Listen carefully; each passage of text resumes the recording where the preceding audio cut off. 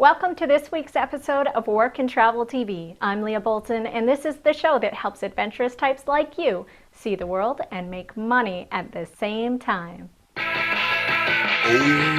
yeah!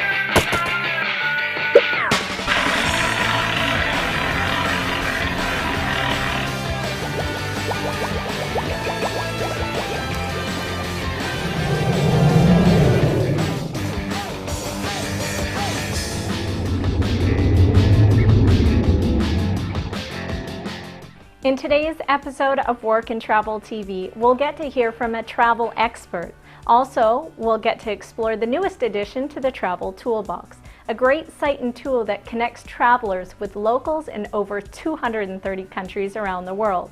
And today's travel tip is recommendations for staying safe when traveling abroad. This week's question is sent in by Jessica. She asks, if I get a job at a hotel, resort, or cruise ship, how will I know what I can and cannot bring? It's kind of a good question. You want to be prepared if you're going away for months or years at a time, obviously. You can only fit so much in your suitcase. But what do you take? Well, usually upon being hired, the company you work for will send you a list of any additional uniform requirements if they're not provided. They usually tell you what your accommodation includes as well. To get into more detail, I suggest talking to someone who has worked there in that particular job. How do you do that? Well, there's a ton of forums online that can be extremely helpful. I usually suggest clothing items that are versatile. Layers are good, and shoes that are comfortable and can be worn for several different activities. If you have a question about working and traveling as well, please feel free to submit your question through the Ask Leah page through the tab at the top. Travel tips. Today's travel tip, recommendations for staying safe when traveling abroad. Very important. The first rule of thumb is to plan ahead. Know as much as possible about where you're going and check your country's government site on suspicious travel updates. Also, try and make a copy of your travel itinerary and leave it with a friend or family. Always a good idea. And always be aware of your surroundings and carry a mobile phone with a calling plan if you can. If you're carrying a bag, best to put it over your shoulder and hold it in front of you. The most important tip is to use your common sense and be aware that not all people, cultures, and countries are the same. We want your experience to be a good one, not the other way around.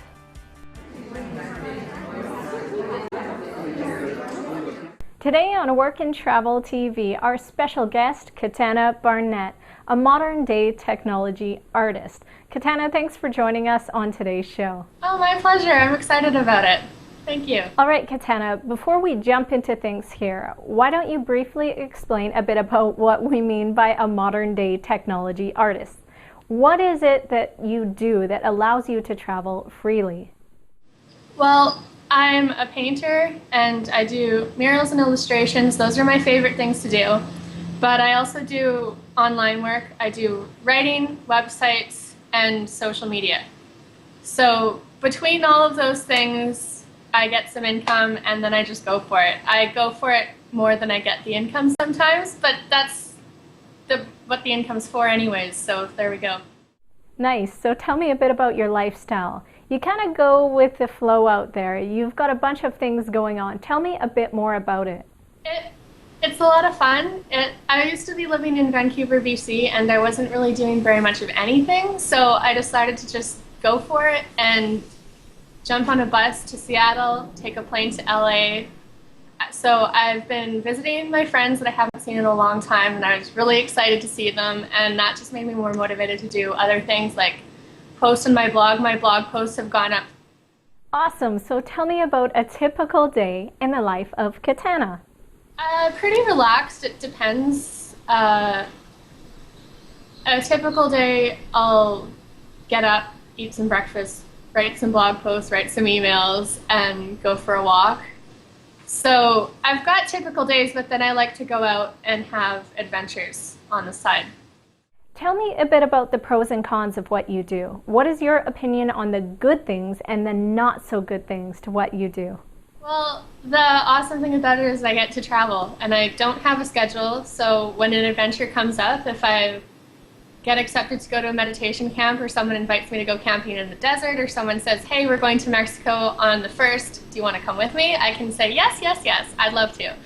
And that's really exciting. The cons are not always getting money when I'm expecting it, having to deal with like US American banks versus Canadian banks, and having to go out and find people to work for. But I think it's worth it. All right, Katana, tell me a bit about how you first got started with your path as a modern-day technology artist.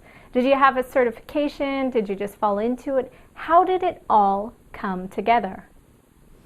Well, my last real full-time job was with eBay about 3 years ago. And I was also going to University of Emily Carr full-time. And then my friend said, do you want to go to California? And I was like, I am so burnt out. I hate everything. Let's go. And we went for about a week.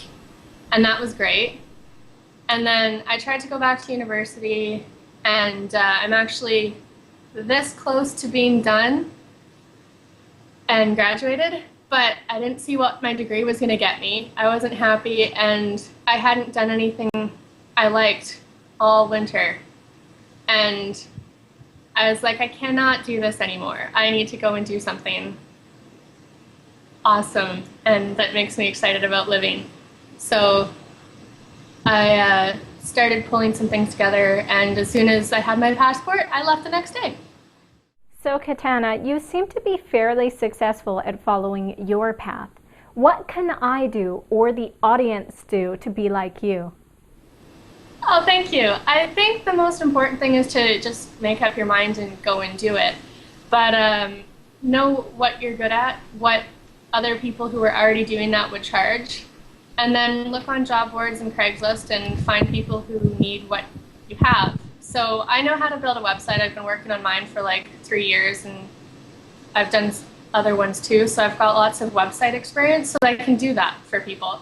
And so when someone says I need a website, I can do that. If you can do anything really, you just need to find the people that want that and go for it. What are a few of the ways that we can make money doing what you do? Well, learning to build websites on WordPress isn't that hard. And I would say start there, because if you're going to be doing anything online, you're going to need to have a website. And if you can do it yourself, that's the cheapest way to go. And it'll also give you a lot of experience to help other people. And if you can help other people, that's the main thing. It's a lot more fulfilling to be able to help other people than to just work for an hourly wage. Katana, thank you so much for joining us on this week's episode of Work and Travel TV. It's been awesome having you with us. Fun new thing for me too. Thank you. The Travel Toolbox.